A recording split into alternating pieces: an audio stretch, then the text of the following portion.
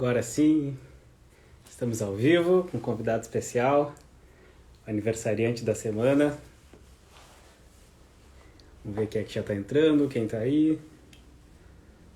Ó, o pessoal já está entrando. Fez um aninho ontem. Queria participar desse início da live e eu também queria. Ó, já está banando pro pessoal aí. Tá todo mundo vendo? Em seguida, seguido o nosso convidado já entra, a gente já inicia a transmissão, o nosso bate-papo de hoje. É isso mesmo?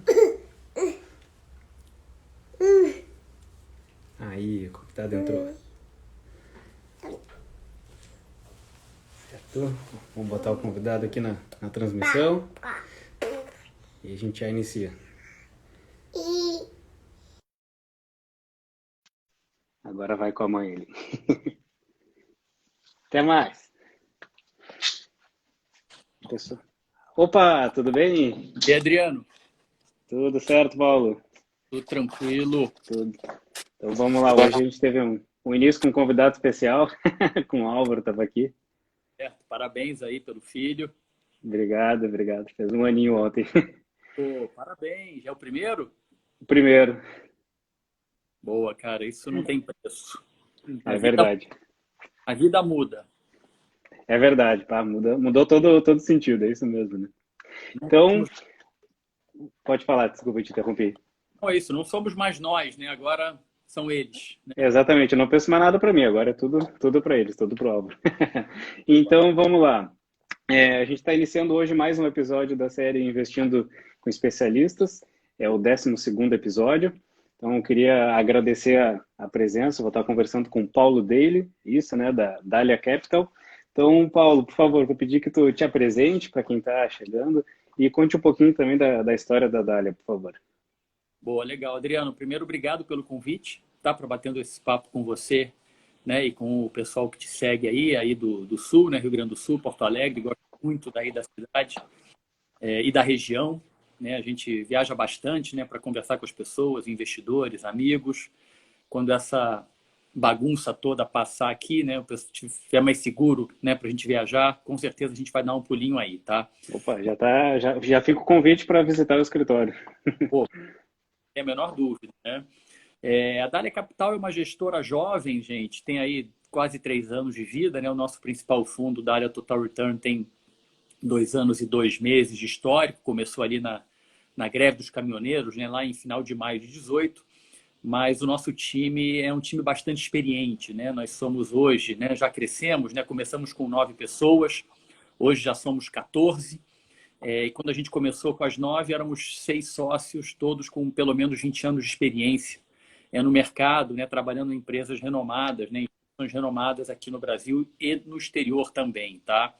Eu mesmo, né, eu tenho um pouco mais de 25, 26 anos de experiência no mercado, né, trabalhando sempre em área de risco, controles e tecnologia, e a gente vem trazer, né, toda essa experiência para a Dália Capital, né, para poder propor, né, alguns produtos, né, que fossem interessantes primeiro para a gente. Tá? Então, isso é muito importante comentar, Adriano. A gente lança produtos que hoje são 3 estratégias, né? Que a gente julga as melhores, né, mais relevantes para a nossa poupança. Né? Então, a gente sempre começou os nossos fundos com recursos de 2 sócios unicamente. Tá? E aí, entendendo, né, que estava indo direitinho, a gente começou a convidar, né, chamar os parceiros, investidores, distribuidores para participar com a gente. Tá? Então, essa é um pouquinho da história da Dália Capital. Tá? Ah, bacana. Faz o que eu digo e faz o que eu faço, né? É diferente o ditado, né? Ah, exatamente, né? A gente investe nos mesmos fundos, né? Nos mesmos veículos que os investidores nossos investem, tá? Não tem nenhuma diferenciação de custo, de liquidez, nada disso. A gente paga os custos integrais dos fundos.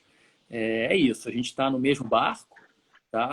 É a nossa poupança, né? No final das contas, todos os sócios principais aqui, todos têm 2 filhos, né? Você está começando aí, né, com a família, com o Álvaro primeiro.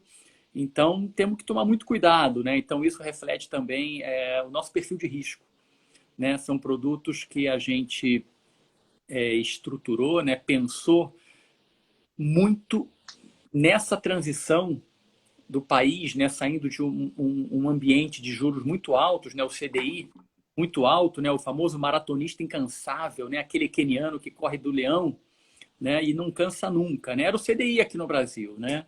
Então não precisava fazer nada, né? Bota no CDI, toca esse carrinho aí e vamos embora, né?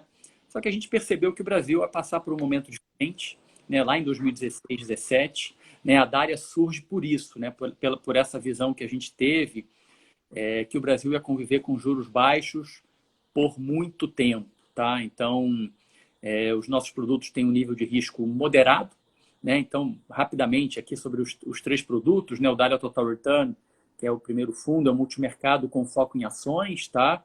Ele tem um nível de risco que é metade da bolsa, tá? Então, o Total Return é um fundo para ser a primeira experiência de bolsa desse investidor que está fazendo a transição, de forma que ele não tenha muita dor de barriga, né? Então, esse é muito importante isso para a gente. A gente tem também o Dália Institucional Ações, que é um fundo, aí sim, ações tradicional, com investido em ações o tempo todo. Aí ele tem um nível de risco um pouco maior para quem já tem um perfil, né, um pouquinho mais agressivo ou quer apimentar um pouquinho a sua carteira. E mais recentemente, acho que talvez seja mais importante, Adriano, a gente lançou no final do ano passado o Dália Global Allocation, tá? Que é o nosso fundo de investimento em ativo no exterior, né? Nós mesmos, né, de novo, nós sócios pensamos que a gente tinha uma concentração muito grande da nossa poupança pessoal em ativos aqui no Brasil. Mas por que não investir um pouco ou uma parte dessa nossa poupança em ativos de economias como dos Estados Unidos, da Europa, da China, do Japão? Tá?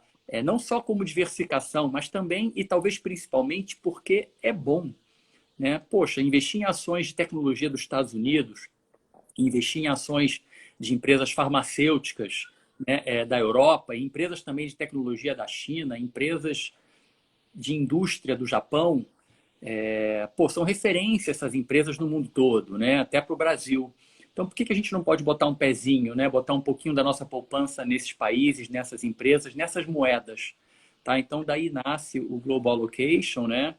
E tem, graças a Deus, nossas três estratégias têm ido muito bem, tá? Sempre aí buscando, né, que seja essa experiência também muito boa, não só para a gente, mas obviamente principalmente para o investidor, né? Então, sei lá, são Sim. algumas estratégias que podem fazer bastante sentido, né, numa carteira diversificada, né, dos investidores e equilibrada, tá? Essas duas palavras são muito importantes para a gente: diversificação e equilíbrio, né? Então, Sim. parando aí um pouquinho com um jogo de futebol, né? A gente sempre tem atacantes, né?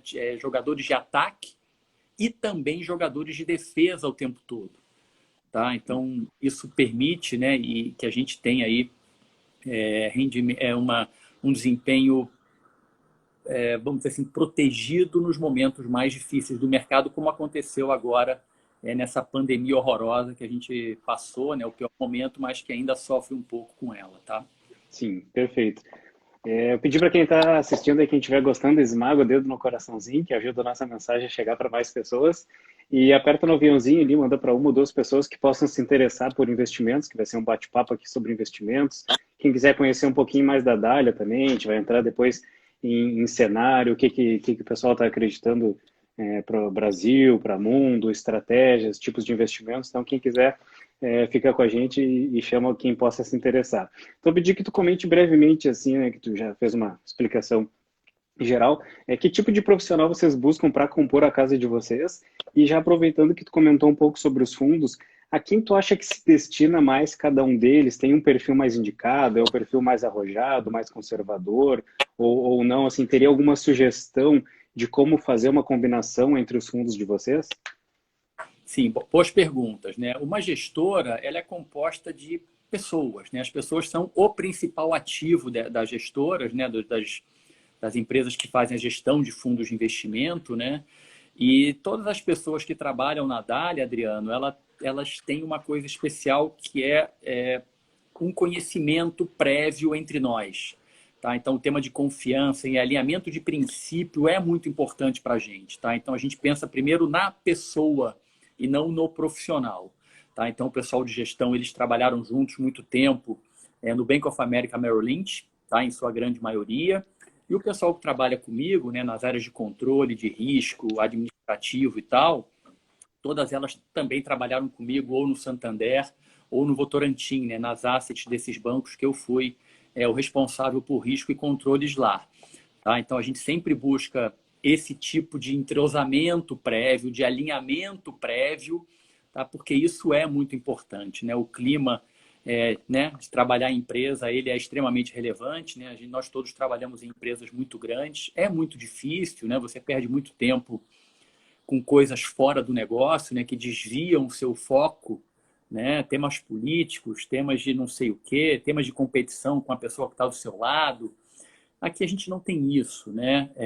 Isso se reflete mesmo até na estratégia dos fundos, na gestão dos fundos, porque é comum em alguns gestores de fundos multimercados, principalmente, também de ações, você tem os analistas ou os gestores, cada um que tem um tamanho, uma posição que pode colocar no fundo, né? Individualmente. Essa pessoa decide o que ele quer colocar no fundo de acordo com as suas habilidades, sua experiência, né? Com a gente, não. Tá? A gente busca dentro do nosso comitê de gestão as melhores ideias do time e que dentro dessas melhores ideias, quais as melhores ideias para os fundos a todo momento. Tá? Então, o objetivo principal é que os fundos vão bem. Tá? O objetivo principal é que a Dália como um todo vá bem. Tá? E não o analista A ou o gestor B ou o membro da equipe de risco C. A gente não tem esse tipo de avaliação. Tá? Se o patrimônio de vocês está lá, então indo bem para vocês, naturalmente vai bem para todos os cotistas. Né? Então, o objetivo é que os fundos da Dália vão bem, tá? Que entreguem um retorno com uma relação, que entreguem um desempenho com uma relação risco-retorno extremamente interessante para os investidores, né? E aí eu entro na sua pergunta, né? Na segunda pergunta. Com esse ambiente de juros baixos, que a gente acredita que vão permanecer baixos por muito tempo no Brasil, né? No mundo a gente já convive, né? Nos Estados Unidos, Europa, Japão, Chile, né? Aqui do lado, Colômbia, Peru, são países que já tinham juros muito mais baixos que o do Brasil. E o Brasil chegou agora nos 2% ao ano, talvez caia mais um pouco, mas a gente acredita que permaneceremos nesse patamar baixo por muito tempo, tá, Adriano? E patamar baixo não é 2 ou 3, tá? Pode voltar para 4, pode voltar para 5. O que a gente não acha é que vai voltar para 8, para 9, para 10. Tá? Num ambiente como esse, é extremamente importante que as pessoas passem a, primeiro, olhar o seu horizonte de investimento mais longo. Né? Com o CDI a 1% ao mês, você olha todo mês ali. 1%, beleza. Mês 1% de novo. Aí mês seguinte, 1% de novo. Não dá mais para pensar assim. Tá? Não tem mais rendimento interessante que vai ser interessante todo mês. Tá? Então, a gente tem que alongar um pouco o nosso horizonte de investimento, começar a olhar 1 ano e meio, 2 anos, 3 anos, tá? Dependendo, obviamente, do perfil de risco de cada um, dos objetivos de vida, do estágio da vida em que se encontra. Né? Você está começando aí uma família, eu já tenho filhos mais velhos, eu estou pensando mais na faculdade do meu filho, você está pensando ainda, talvez, na escola do seu filho, fazer uma aposentadoria, né? Tem toda uma viagem que você quer fazer com a sua esposa, né? Comprar uma casa maior, né? Porque eventualmente vai vir um irmãozinho, uma irmãzinha para o Álvaro. Então, cada estágio de vida demanda, você tem um objetivo, né? Um planejamento diferente, tá? Então, em todos esses cenários, é importante comentar, em todos esses estágios de vida, cabe ativos em bolsa ou ativos de risco, tá? Então, mesmo a pessoa super conservadora de perfil, que tem ativos só na poupança mesmo, ou em fundos DI, tem que ter alguma coisa em bolsa ou em ativo de risco, Adriano, com um grande risco de passar aí mais 1 ano, 2, e se arrepender de não ter feito isso. Tá? 2% ao ano é muito pouco. Né? A gente precisa botar o dinheiro para trabalhar para a gente. Não está protegendo nem da inflação, né? Está 2,31 a inflação. A gente tem que botar o dinheiro para trabalhar para a gente, porque, de novo, o maratonista incansável, né, o CDI, ele sentou no chão e não levanta mais. Esse cara não corre mais. Tá? Quem tem que correr agora é a gente. Tá? E aí todo mundo, viu, gente? É muito importante que a gente também estude isso. Né? Não é chegar para o Adriano, o que eu faço com o meu dinheiro? Resolve aí você. Não é, isso é muito fácil, mas no final das contas, o dinheiro é seu, é meu. Né? Então é importante a gente estudar, né? Tentar, obviamente, ninguém vai sair daqui, espera que sejam gestores, que vai conseguir fazer uma avaliação de empresa até o último fio do cabelo, que vai entender para onde vai os juros nos Estados Unidos. Não é isso, gente, é entender um pouco como funcionam os produtos, né? Que riscos você estão correndo, se eu tenho que olhar mais um horizonte mais curto, um horizonte mais longo, como que eu posso balancear, né? Equilibrar a minha carteira, né? Que tipo de ativo protege o outro, né? Que tipo de estratégia. Então, ter alguns ensinamentos, né? Alguns temas básicos para aprender, para entender até o que o assessor de investimento que vocês vão, né, começar a conversar, que vocês possam entender, né? Imagine, eu vou fazer uma operação X em mim aqui, o médico vai abrir minha barriga por algum motivo e mexer lá no meu intestino. Eu vou falar, malandro, toca o pau aí, faz o que você tiver que fazer e vamos embora. Pô, mas peraí, o que você vai fazer exatamente? Né? Dá uma olhada, estuda um pouco, de onde é que vem, sei lá, né? Tenta-se ter algum conhecimento, né, para poder trocar uma ideia, né? Deixar na mão do outro é muito fácil, né? Então, investimento é muito importante, né? Assim como a nossa saúde, para deixar na mão de terceiros, assim, sem saber nada. Então, é importante a gente estudar um pouquinho de investimentos, todos nós, tá? Seja mais novo, em idade adulta, madura, ou até mesmo em terceira idade, tá? Todos podemos aprender ainda alguma coisa. Concordo que esse cenário de juro baixo veio para ficar e não vejo também voltando a 8, 9, 10. Espero também que não volte, senão vai ter muita coisa mudada, né? E também concordo que cabe ter ativos de mais de risco, bolsa de valores para todos os perfis, pensando justamente como tu disse, né? Questão de prazo. Juntando a questão do Arfor Nassar, não sei, espero que seja assim que se pronuncia, que perguntou sobre o Global 50, Previdência. Então, já aproveitando com aquele tópico que eu comentei antes, de como é que daria para combinar os ativos de vocês, né? Como é que uma pessoa poderia compor a sua carteira de investimentos diversificando. E, por sinal, já aproveitando também, se alguém quiser investir nos fundos Dália, pode chamar, pode entrar em contato comigo, que eu tenho acesso também aos fundos da Dália. Então, qualquer coisa, manda mensagem e a gente vai conversando aí. Legal. Os nossos fundos, de novo, Adriano, são para todos, né? Obviamente, o tamanho que você vai ter em cada um vai depender do perfil, né? Não recomendamos que só invistam conosco, tá? Né? Apesar da gente discutir muito dia a dia, né? A gente pode errar algum dia, isso vai acontecer, tá? Então, é sempre bom diversificar não só os fundos do gestor, mas gestores também, outros tipos de produto, né? Então, o Total Return é um fundo de retorno absoluto, quer dizer, a gente vai tentar buscar o melhor retorno possível dentro de uns parâmetros de risco, vai. E o principal deles, para ficar mais simples, é metade do risco da bolsa. Tá? Então, o Total Return tem metade do risco da bolsa, né? E a gente vai tentar buscar o melhor retorno possível operando não só em bolsa, mas também em título público, em moedas como o dólar, em commodities como o cobre e o ouro, por exemplo. Tá? Então, a gente tem ações de empresas do Brasil, a gente tem ações de empresas de outros países da América Latina, a gente tem ouro, a gente tem cobre, a gente tem título público indexado à inflação no Brasil, que é a famosa NTNB. A gente tem exposição à moeda dólar, né? A gente tem dólar comprado no fundo desde a cota 1, lá em maio de 2018. A gente tem um pouquinho de bolsa dos Estados Unidos, a gente tem um pouquinho de bolsa da Europa e a gente tem um pouquinho de título público dos Estados Unidos. Tá? Então, a gente vai conversando e vai tentando equilibrar, né, essas posições de uma maneira interessante, que não gere muito risco, né, para o investidor e a gente consiga se aproveitar, né, oportunidades nesses ativos para rentabilizar, para crescer, né, a nossa cota, para a nossa cota ter um rendimento positivo. Tá? O Global Allocation, né, para ser também a primeira experiência do investidor brasileiro investindo em ativo lá fora. Né, também com um risco moderado, né, também com o mesmo tipo de nível de risco, de metade do risco da Bolsa aqui no Brasil, só que ele vai ter um pouco a inversão do risco entre o Brasil e lá fora. Né? Então, eu vou ter mais Bolsa lá dos Estados Unidos e da Europa, vou ter, além do dólar, vou ter euro, vou ter ien, vou ter um pouquinho de franco suíço também, vou ter um pouquinho mais de ouro e de cobre, tá? E vou ter um pouco menos de ações no Brasil e de título público indexado à inflação aqui. Tá? Então, essas são mais ou menos essas duas estratégias, né?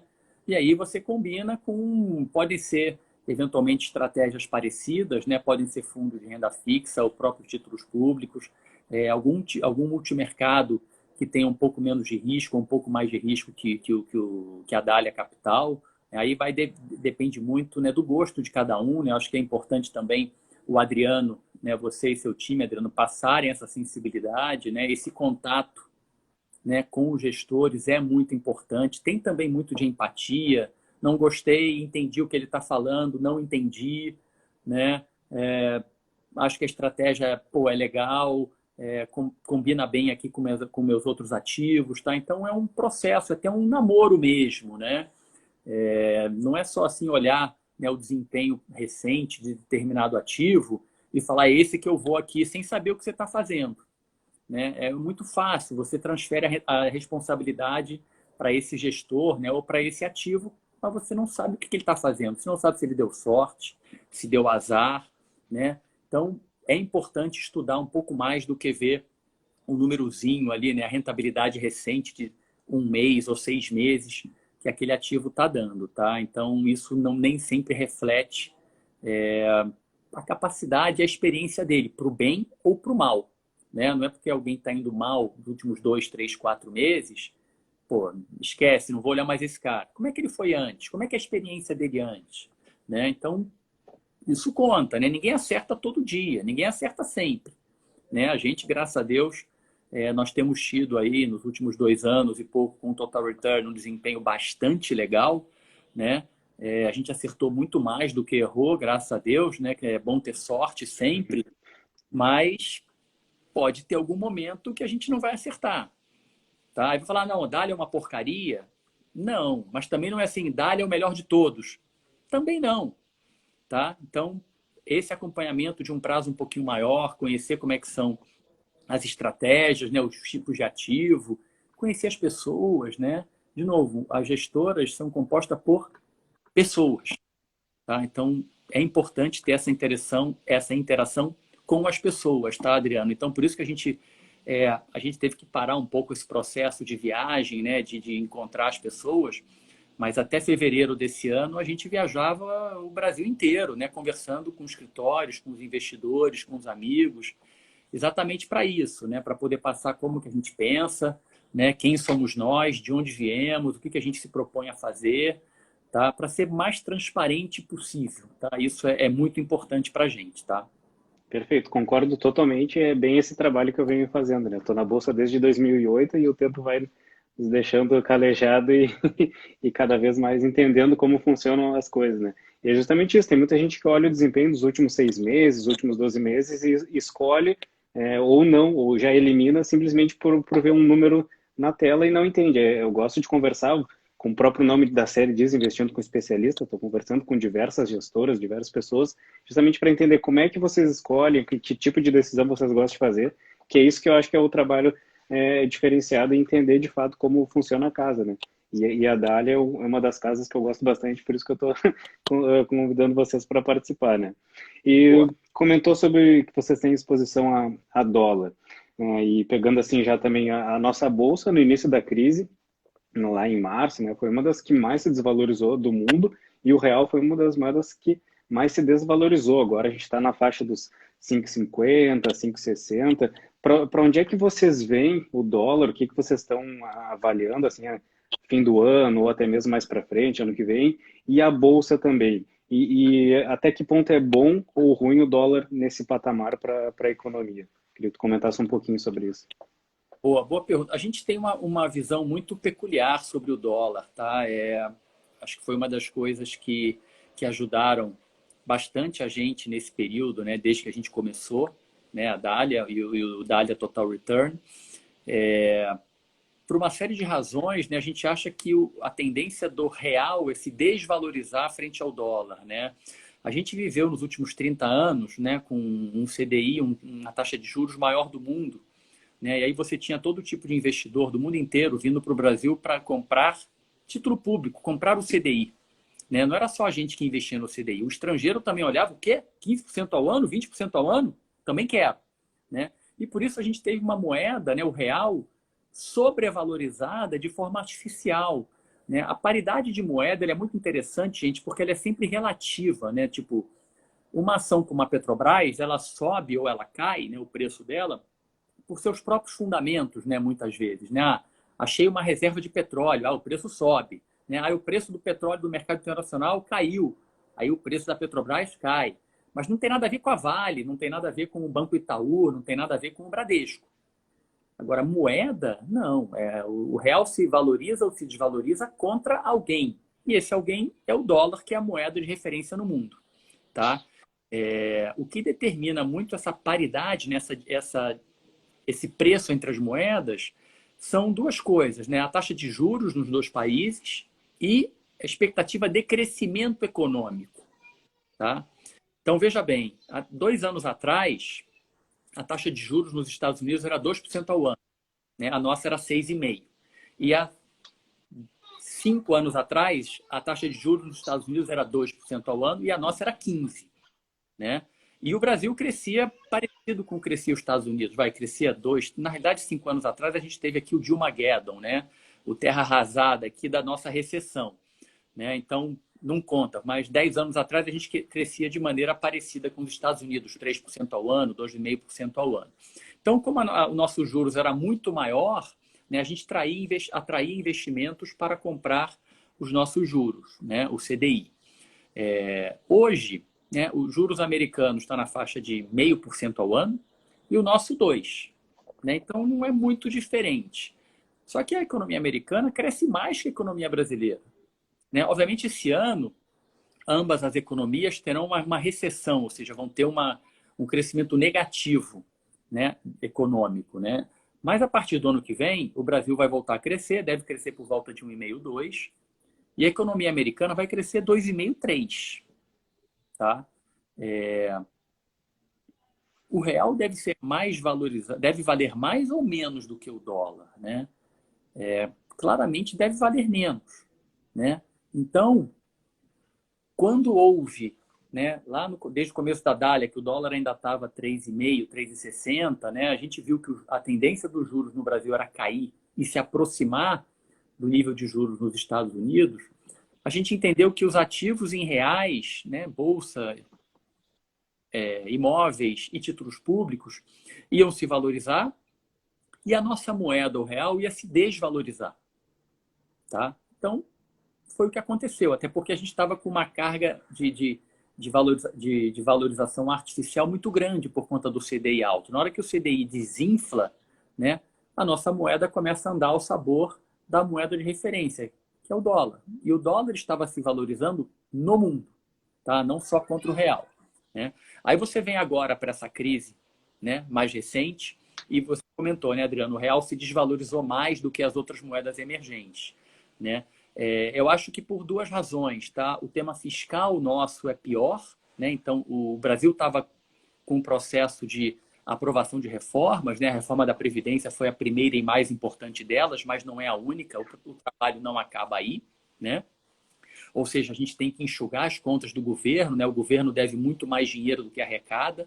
Então, a gente tem que fazer esses ajustes, né, nas contas públicas para até fazer com que o governo fique numa situação como se fosse uma empresa, né, fique um pouco mais saudável para poder voltar a investir no que o país precisa, que é educação, saúde, segurança e saneamento, né, basicamente. E o Brasil não tem crescimento econômico. Tá? Então, isso é uma das coisas também que dificulta a entrada do investidor, a vinda do investidor estrangeiro para o Brasil. Tá? Então, na realidade, o investidor estava vendendo ativos na Bolsa, né? Então ele vende a ação na Bolsa, pega os reais, aí vende para comprar dólar para levar o dólar embora. Né? Então, isso, unindo essas duas variáveis super relevantes, que é o tema fiscal, né, de contas do governo, e um país que não terá crescimento econômico, e a saída do investidor estrangeiro daqui, que levou o real a se desvalorizar muito mais do que as demais moedas emergentes. Tá? Você vê que a Bolsa ela não sofreu tanto, por quê? Porque a gente tem uma placa tectônica de investimentos em ativos com baixíssima rentabilidade, em poupança, em fundo DI, em CDB dos bancos, em LCI, em LCA, que os caras estão olhando, vendo, cara, 2% ao ano, 3% ao ano, isso não é nada. Em uma semana a Bolsa anda isso, né? Então, você está tendo efetivamente uma migração muito forte, né, desses investidores, pequenos investidores, para ativos de risco em geral e para a Bolsa em particular, né? A gente está aí, começou o ano, sei lá, com 1 milhão e pouco de CPFs registrados na B3 e agora tem quase 3 milhões de CPFs registrados na B3.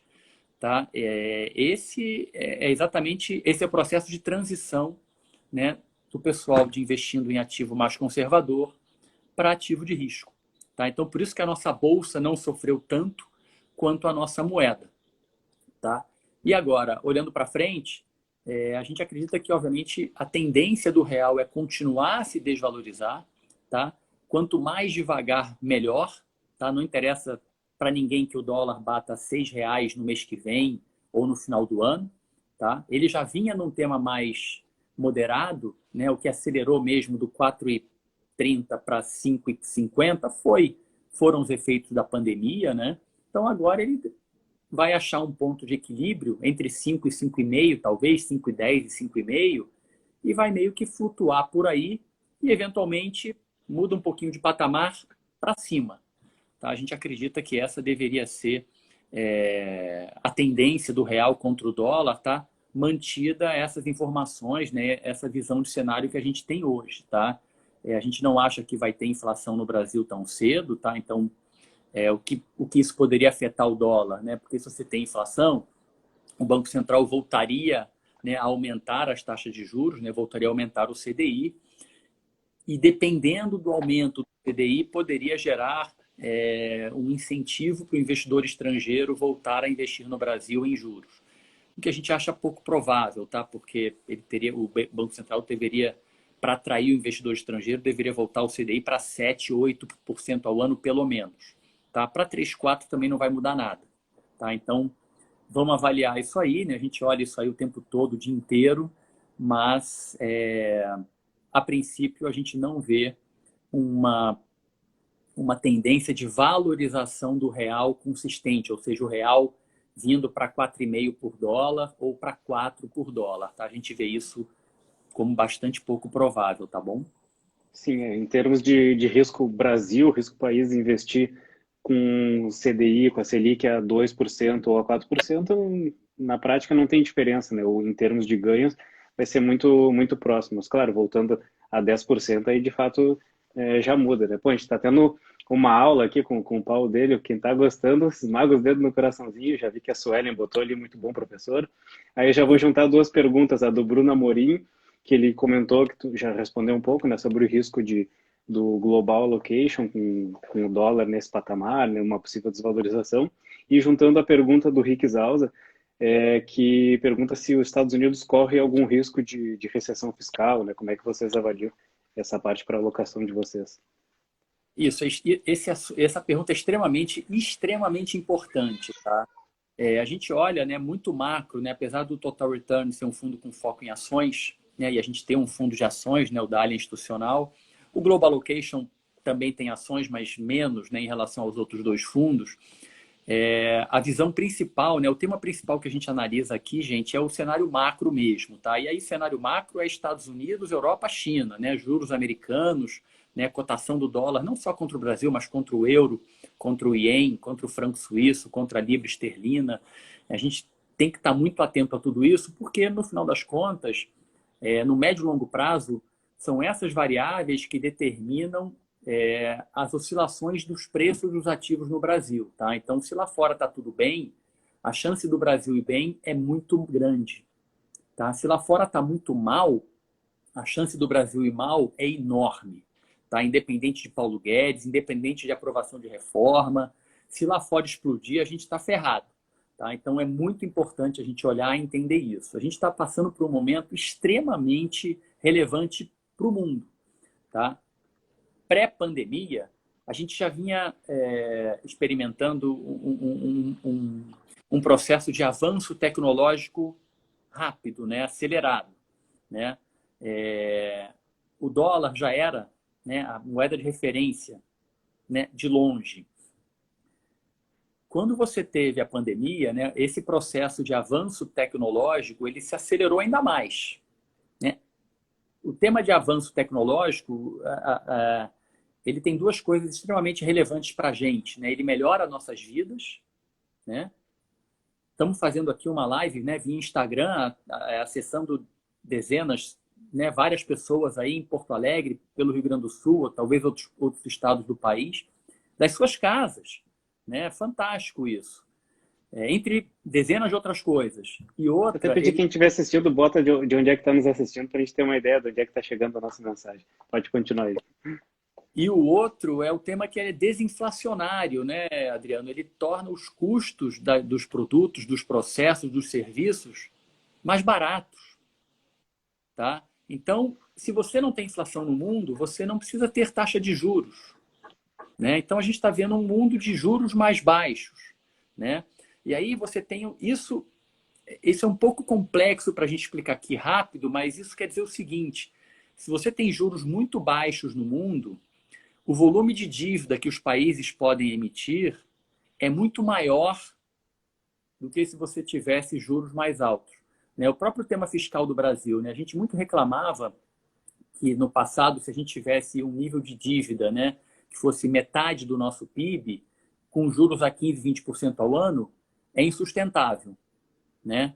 Mas, se a gente tem juros de 2% ao ano, eu posso ter um nível de dívida, né, o governo federal, igual ao meu PIB, porque o custo, né, que tem essa dívida por ano é muito baixo, tá? Então, os Estados Unidos, ele tem uma capacidade de emissão de dívida muito maior do que talvez o mundo inteiro junto, né? Porque a demanda por dólares fora dos Estados Unidos é o dobro do que é dentro dos Estados Unidos. Isso é muito relevante. Pega uma nota de $20 e uma nota de R$ 50 ou R$ 100. Vai para a Índia, entra num táxi, pede para ir para qualquer lugar. Quando o cara parar, você fala: você aceita dólares? O que o cara vai dizer? Claro. Tá, peraí, você aceita reais? Quem? Você aceita renminbi, que é a moeda da China? Quem? Você aceita ien, que é a moeda do Japão? Quem? O cara aceita dólar em qualquer lugar do mundo, ele não aceita nenhuma outra moeda, tá?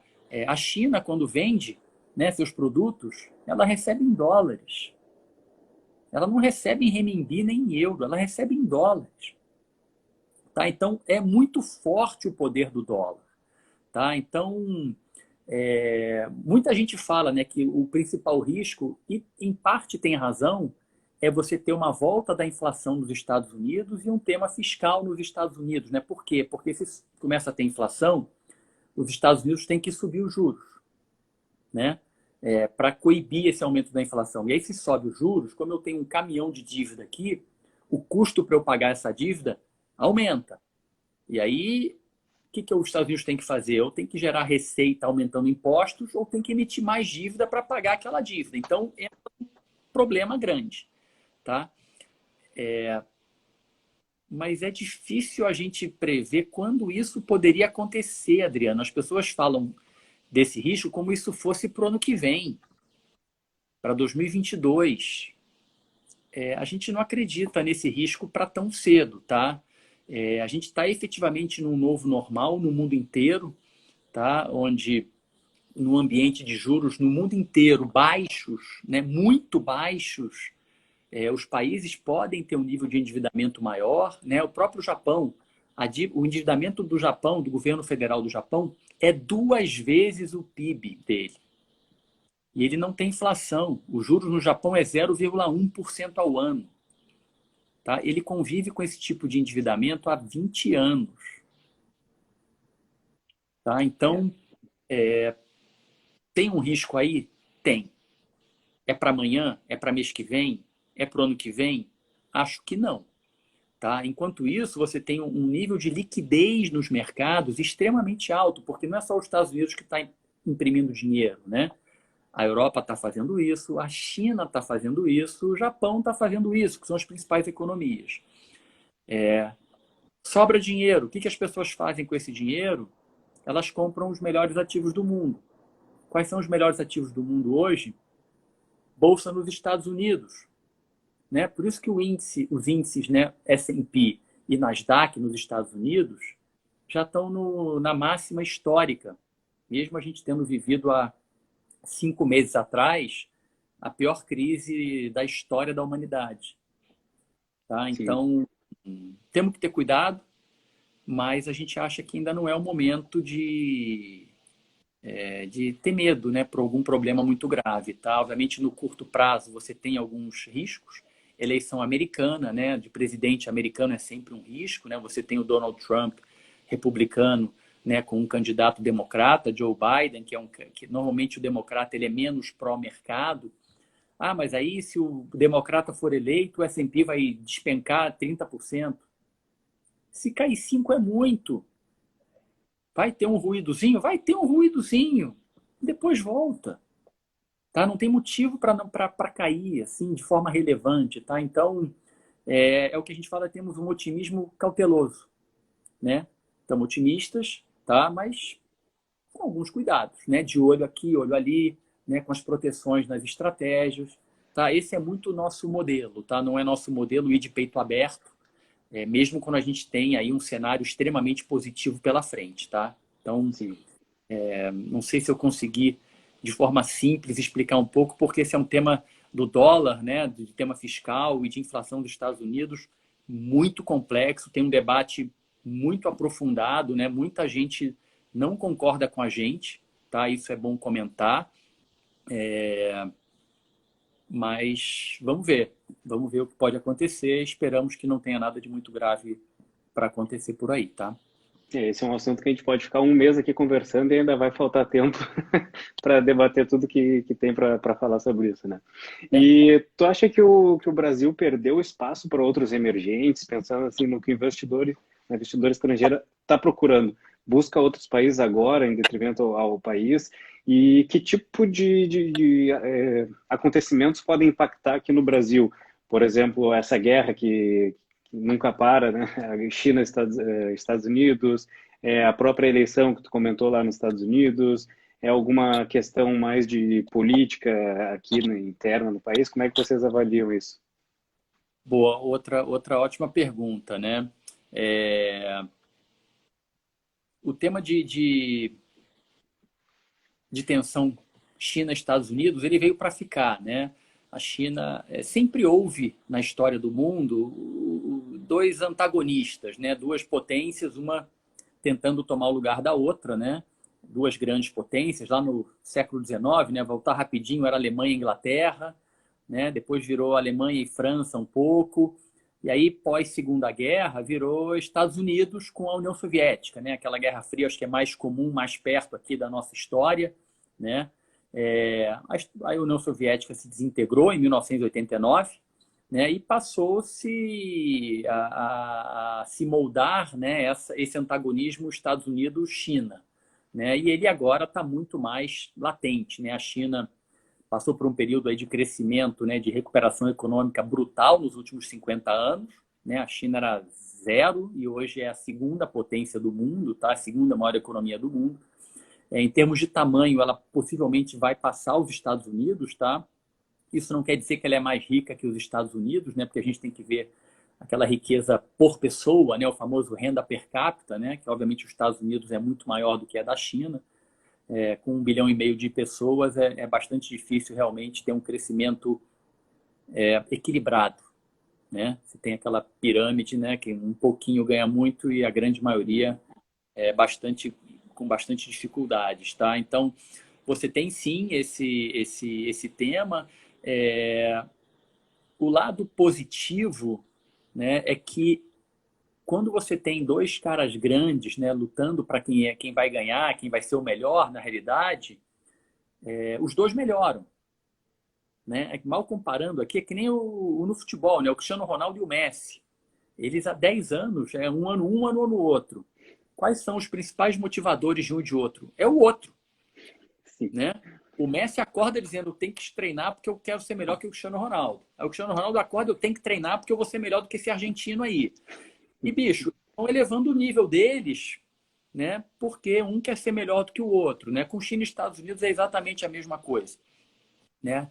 Então, dentro das características, né, de temas todos, geografia, demografia, tecnologia, né, instituições, que a gente comenta muito, né, sobre a nossa tese da Pax Americana, né, eles vão tentando suplantar, né, o outro e manter, na realidade, os Estados Unidos para manter a sua hegemonia e, eventualmente, até tentar se afastar da China, e a China para tentar se aproximar ao máximo dos Estados Unidos. Tá? Então, vai sair faísca de vez em quando nessa briga, né? Ao contrário do Messi e Cristiano Ronaldo, que não brigam em campo, né? Mas China e Estados Unidos sim brigam, e é muito mais para o tema político interno, né? Para dar uma satisfação, né, para os seus povos, do que propriamente, pô, ninguém vai jogar bomba no outro, ninguém vai fazer cortar relações com o outro, porque um precisa do outro no final das contas, né? O próprio Messi e Cristiano Ronaldo, eles precisam um do outro, né? Porque se o Messi for considerado o melhor e não existisse o Cristiano Ronaldo, não tem graça, correto? Né? Então, eles também precisam um do outro. Então, vai ter faísca. Teve o tema da guerra comercial lá em 2018, 2019. Agora é o tema de tecnologia, né, com a Huawei, o tema do 5G, né, tema de patentes. Então, toda hora vai ter alguma coisa disso aí, mas para marcar território, né, eventualmente não deixar que um se afaste muito do outro e um ficar na frente e tal, não deveria dar em crise muito aguda, tá? O tema do Brasil, sim, é, né, bastante relevante. A gente perdeu, sim, relevância no mundo global, principalmente no período 2014-16, em que a gente viveu uma depressão, né, uma recessão. Se você tirar o tema do PIB da agricultura, né, do agronegócio, a gente teve crescimento econômico de nível de guerra, tá? De tão caótico que foi no momento que o mundo estava crescendo. Né? Então, tipo, não só o absoluto nosso foi horroroso, mas o relativo foi pior ainda. Né? Porque você teve não só o mundo desenvolvido, mas o mundo emergente crescendo e o Brasil afundando, né? Emburacando lá para 8%, né? de redução de PIB em 2 anos. Algo brutal mesmo, tá, Adriano? Então, com isso, o investidor estrangeiro ficou extremamente chateado, né? Para não dizer outra coisa, né? Com investir no Brasil. E aí você somou a isso o movimento de redução da taxa de juros, né? Do CDI, e aí o cara foi embora mesmo. Tá? Então, esse movimento de saída do investidor estrangeiro foi a primeira coisa, né? Talvez a principal alavanca do movimento de desvalorização do real contra o dólar. Tá? A gente tinha, antes, né, do Dilma-Geddon, a gente tinha uma representação tipo de 3, 4% em portfólios globais. Tá? Hoje é 1 e pouco por cento. Tá? Então, vamos lá, você tem na carteira, você tem lá no Brasil 1% da tua carteira. Tá? Aí, pô, notícia que sai do Brasil é muito ruim já, né? Já dizem que o Bolsonaro queima a Amazônia, que ele mata índio, que ele é homofóbico, né? Esse tipo de coisa. O Brasil não cresce, né? Antes desse ano, crescia 1% ao ano. O juro é baixíssimo, não dá para ganhar com juros. 1%? Pô, não vou nem olhar isso aqui. Não vou nem olhar isso aqui, tá? O cara não perde tempo, tá? Então é difícil mesmo para a gente recuperar esse tempo perdido. Não é um mandato presidencial, é 2, 3 ou 4, tá? É um trabalho bastante árduo que o brasileiro tem que fazer para recuperar essa relevância. A gente primeiro tem que voltar ao nível de crédito, né, soberano de bom risco, né, que a gente perdeu há uns 3, 4 anos atrás, tá? Então, tem um caminho muito longo de recuperar as contas fiscais, né, melhorar o ambiente para investimento privado, tá? Fazer as reformas que o país precisa. Então, a gente está tentando, né? A agenda liberal do Paulo Guedes está indo nessa direção. A pandemia atrapalhou bastante, mas atrapalhou o mundo inteiro, não foi só o Brasil, tá? Então, vamos ver. A gente espera retomar o ritmo de aprovação de reformas em breve, né? Vão passar as eleições municipais agora em outubro, novembro. A gente acha que o Brasil vai voltar a aprovar as reformas, né? Vai voltar a pensar no país. Vão voltar às privatizações, porque elas ajudam no tema do combate, né, ao buraco fiscal que a gente está, não só a nível federal, mas também nos estados. Né? Os estados são também interessados em recuperar suas contas. Aí no Rio Grande do Sul é um caso. Quem sabe o Banrisul não vem a mercado aí, né? O governo querendo vender uma fatia, não privatizar o banco, mas vender mais um pedaço do banco no mercado, eventualmente a empresa de saneamento, né, com essa nova lei do saneamento que o Congresso está aprovando. Então, vamos ver. A gente acha que 2021 pode ser um ano bastante interessante e bastante relevante para o país. Tá? Então, é um ano chave, né, para a gente mostrar que veio, né, que a gente efetivamente quer botar o país nos trilhos de novo, né, recuperar as contas fiscais o mais rápido possível, preparar o terreno, né, para o setor privado semear a sua lavoura, né, investir com tranquilidade, com segurança, não só o investidor brasileiro, mas também o estrangeiro.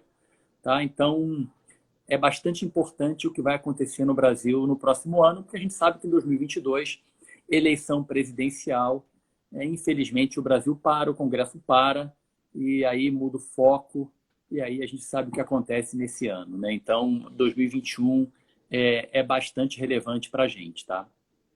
Bem bacana, pô, muito aprendizado aqui com o Paulo, né? O pessoal está elogiando bastante, o André, grande Paulo, o Alberto, grande aula. Comentário bem pertinente da Patrícia Rossari, para crescer precisa modernizar a indústria, depender do agronegócio apenas fica difícil, né? Vou pedir, Paulo, se tu tem alguma indicação de livro que o pessoal gosta bastante de indicações de livro, né? Se tem algum que tu possa, que tu acha que é relevante, assim, para o pessoal dar uma olhada. Tem dois bastante legais que a gente gosta aqui, tá? Um deles é As Indústrias do Futuro, tá? De um camarada chamado, acho que é Daniel Cox, tá? Eu não sei se tem em português, mas em inglês, né? The Industries of the Future, mas acho que tem em português também, né? Muito atual por conta da pandemia. Esse livro não é desse ano, é de um ou dois ou três anos para trás, mas encaixa perfeitamente, né, com esse mundo de aceleração da evolução tecnológica, né? Então, tema de robótica, tema de inteligência artificial, né? Quais são os empregos, né, do futuro, que tipo de habilidades nós, seres humanos, temos que começar a aprender, né? O efeito disso em medicina, no agronegócio, em educação, no mercado financeiro, ou seja, é uma linguagem bastante tranquila para ler, tá? Bastante legal. E um outro, né, até para mais relacionado a futurismo, né, que a gente, né, tem que tentar ver alguma coisa, né? O gestor tem que fazer algum cursinho de futurismo, porque a gente tem que olhar para frente e tentar entender o que vai acontecer lá, né? Isso aqui é os próximos 100 anos, né, que é de um cara chamado George Friedman, tá? Que o cara escreveu lá em 2005, olhando esse século, né, para os Estados Unidos e as outras economias, né? Como que ele acha que os Estados Unidos vão atuar nesse cenário geopolítico, quem serão os concorrentes, né, e os candidatos a serem potências lá na frente. Vocês vão se surpreender que ele não diz que a China será um concorrente relevante dos Estados Unidos, tá? Mas sim Japão, Polônia, México, né? Ele explica por que esses países podem ser muito relevantes no mundo, né? Olhando lá para 2050, 2060, 2070. Então, bastante interessante essa visão dele também, tá? Olhando assim, bem filosófico mesmo, né? Olhando, pô, 2050, a gente não sabe o que vai acontecer semana que vem, né? Quanto mais em 2040 ou 50, mas é legal para a gente pensar, né? Algumas coisas fazem sentido, outras são um bico, mas ajuda a gente a tentar entender o que pode efetivamente acontecer, tá? Então, as indústrias do futuro e os próximos 100 anos, tá? Então, Cox, o nome do primeiro autor, e George Friedman, o nome do segundo. Qualquer coisa depois eu passo para você, Adriano, por escrito, acho que fica mais fácil. Aí E aí eu você... boto aqui no. Porque a live vai ficar salva, né? Já aproveitando, fazer o convite pessoal. Vocês estão vendo, esse é o 12º episódio, né, da série Investindo com Especialistas. Tem outros que todos ficam salvos aqui no Insta, pode acessar. Siga o perfil, segue aqui, @Severo Adriano, segue o perfil da Dália também, Dália Capital. E para acompanhar tudo que a gente coloca de conteúdo, vai ter diversos outros convidados que eu vou trazer aqui para esse bate-papo também. Já teve outros, como vocês podem ver, né? Já está no 12º. Então já fica o convite para todo mundo ficar acompanhando. Infelizmente a gente está se encaminhando para o final do bate-papo, tem mais alguns minutos, né? Passa rápido. Quando o papo tá bom, vai rápido, né? Tem mais alguns minutos ainda para a gente debater. Se alguém tiver alguma pergunta que quiser colocar, coloca aí, se der, a gente vai comentar. Voltando um pouco para aquela parte da China. Vocês acreditam que essa pandemia pode ter influenciado ou que isso não vai acontecer? É o seguinte fato, que a gente vê muitas empresas alocando as suas fábricas na China, né, a termos internacionais. Tu acha que pode ter, com essa briga Estados Unidos e China, com essa questão de pandemia que teve origem na China e já tem outros estudos demonstrando que pode vir mais, inclusive da China, tu acha que pode ter alguma migração de fábricas para outros países, até mesmo ali na região, ou isso não deve acontecer e deve continuar como está mesmo na China, por mais que tenha essas questões de rixa? Deve acontecer sim, Adriano. Inclusive já começou, tá? Essa própria tensão, né, geopolítica Estados Unidos e China já está fazendo que várias empresas americanas já estão tentando trazer isso mais para perto, né, e fora da China, tá? Então, a própria América do Sul é um lugar que pode vir, e o México. Né? O México, infelizmente, né, ele poderia estar numa situação muito melhor, mas eles elegeram em 2018 a Dilma lá no México. Tá? Então, o México está passando por bastante dificuldade, tá? Poderia estar numa situação muito melhor, né? O presidente Lou Andrés Manuel López Obrador cortou, né, vários laços com os Estados Unidos, então isso prejudica um pouco a relação com o México agora, tá? Obviamente isso é agora, nada garante que isso se reverta no futuro, mas isso já está acontecendo sim. A China vai perder, né, o que eles chamam de cadeias de suprimento, né, os supply chains, né, vão perder fábricas lá sim, tá? Então é uma coisa que joga contra, né? Uma coisa importante da gente comentar, né? China obviamente é muito boa, né? É o segundo melhor país na nossa opinião, será o segundo, mas tem um tema de demografia, né, que é extremamente relevante para o tema de crescimento sustentável dos países, crescimento econômico, que por conta daquela política de filho único que a China adotou de 1970 para cá, acho que ela terminou com essa política tem uns 5, 6 anos, 7 anos atrás, isso está fazendo com que a China, a partir desse ano, comece a envelhecer, tá? E a sua população economicamente ativa, quer dizer, a força de trabalho, começa a encolher. Tá? E tem estudos claros, né, muito fundamentados, que dizem que os países, as épocas em que os países mais crescem é em períodos em que a sua força de trabalho está crescendo. Tá? Então, a China, esse movimento dela de investir muito fortemente em tecnologia, tem a ver porque seria para suplantar, né, a deficiência que ela vai ter em demografia. Tá? Então, é uma coisa para a gente se pensar também. E os Estados Unidos, na realidade, a sua demografia é positiva. Né? Por quê? Porque os Estados Unidos atrai os melhores talentos do mundo todo. Né? Todo mundo quer ir para os Estados Unidos para estudar, para passear, para trabalhar, para empreender. Né? Então, você não vê isso acontecendo para a China. Tá? Então, os Estados Unidos atraem uma força de trabalho extremamente qualificada. Tá? Então, isso contribui também para o tema de desenvolvimento sustentável no longo prazo dos Estados Unidos. Tá? Então, outra coisa para a gente levar em conta aqui, na hora de pensar quem vai chegar primeiro lá na frente, tá? Entre Estados Unidos e China. Isso não quer dizer que a China seja ruim. Tá? Na nossa opinião, significa apenas que os Estados Unidos vai chegar primeiro.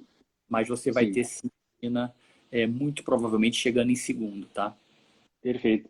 Agora começou a contagem regressiva, a gente tem 1 minuto e 30 nesse exato momento, então eu quero agradecer a tua participação aqui, foi uma aula para a gente, uma aula aberta, e pedir para tu fazer as tuas considerações finais para a gente encaminhar o encerramento agora, tem 1 minuto e 15 segundos. Boa. Não, legal, só agradecer mesmo a todos que, né, investiram parte do seu tempo aqui para escutar a gente bater um papo, né? Então aí em casa, em vez de estar brincando com os filhos, assistindo uma série na Netflix, né? Estão aqui escutando um maluco falando de coisas aí meio sem pé nem cabeça, né? Mas é um mundo bastante complicado mesmo. Eu acho que a lição que a gente tira aqui, gente, é isso. A gente tem que estudar investimentos, né? É importante para todo mundo aprender. A gente vai usar isso para sempre, tá? O CDI não deverá subir. A gente não vai ter a nossa bengala CDI tomando conta do nosso dinheiro. Tá? CDI hoje é caixa, é o dinheiro que você deixa ali para pagar as contas, né? Pagar a escola, pagar o cartão de crédito, pagar o restaurante. Não é ativo de investimento, né? Então a gente tem aí uma série de outras alternativas de investimento. O Adriano vai poder comentar com vocês várias delas, explicar como funcionam, quais as melhores para compor a carteira de vocês. Nenhuma carteira é igual à outra, né? Nós somos pessoas diferentes, temos objetivos diferentes, 10 planejamentos diferentes. segundos, não te interrompendo, não, só porque o Insta nos corta. Pessoal, todos de bom e que tenham saúde, tá? Todos Perfeito. saudáveis é o principal Valeu a hoje. participação.